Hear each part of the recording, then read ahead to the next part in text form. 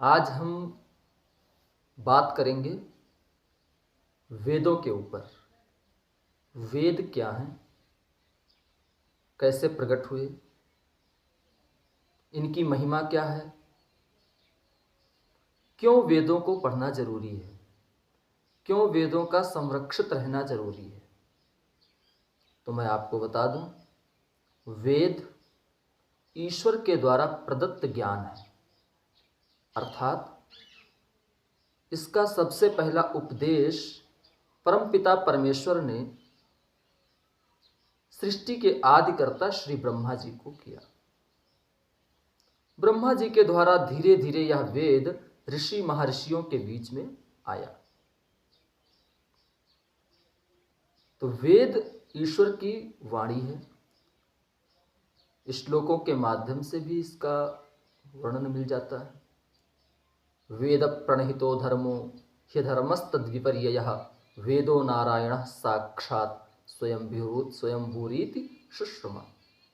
अर्थात वेद स्वयं नारायण है। नारायण की अवस्था क्या है? ध्यान की। वेद भी उसके जीवन में उतर जाते हैं जो अपने स्वरूप का ध्यान करने लगते हैं, अपने आप का ध्यान करने लगते हैं।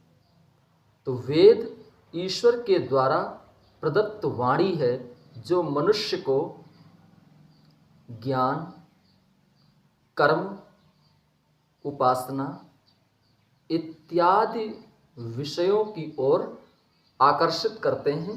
वेद के मंत्र मनुष्य को पाश्विक वृत्ति से, पशु जीवन से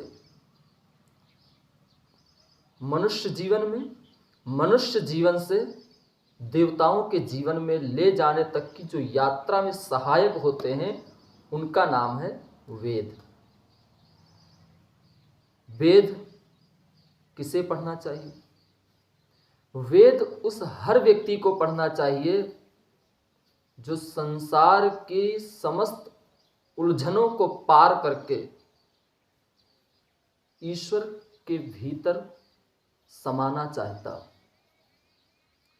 हर उस व्यक्ति को वेद पढ़ना चाहिए जिसे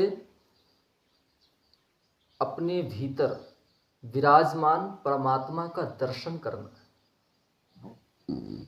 इसलिए वेदों को लेकर के जितनी भी धारणाएं हैं, प्रारंभ से लेकर के आज तक, वेदों को लेकर के सबको अपने अपने विचार अलग हैं। सबके विचार अलग हैं।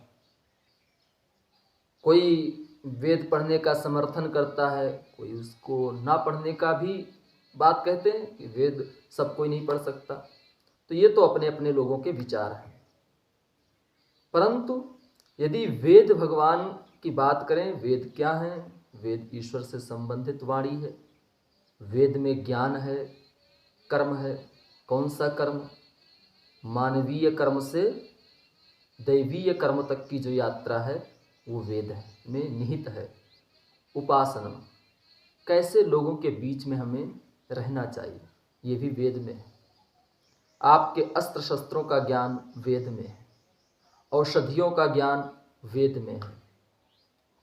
मनुष्य जीवन की सारी समस्याओं का समाधान वेद में है। इसलिए हम सभी को चाहिए कि हम वेदों का अध्ययन करें। सनातन संस्कृति में यदि हमें लोगों को ये बताना पड़ रहा है कि वेद क्या हैं, तो ये बहुत दुख की बात है। हर सनातन धर्मी को ये जानना आवश्यक है, वेद क्या हैं, वेद कितने हैं। वेद प्रमुखतः 4 हैं: ऋग्वेद, यजुर्वेद, सामवेद, अथर्ववेद। इनके उपवेद भी हैं।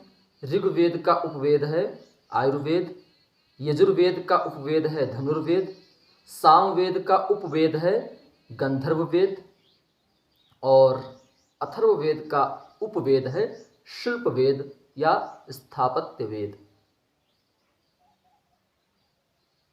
अथर्ववेद में शिल्पकला के बारे में, सामवेद में गायन के बारे में, संगीत के बारे में, आपके यजुर्वेद में अस्त्र शस्त्रों की जानकारी है, कर्मकांड की जानकारी है, और आपके ऋग्वेद में औषधियों का और भी बहुत सारी चीज़ों का समावेश है। तो मुझे पूर्ण भरोसा है कि आप समझ गए होंगे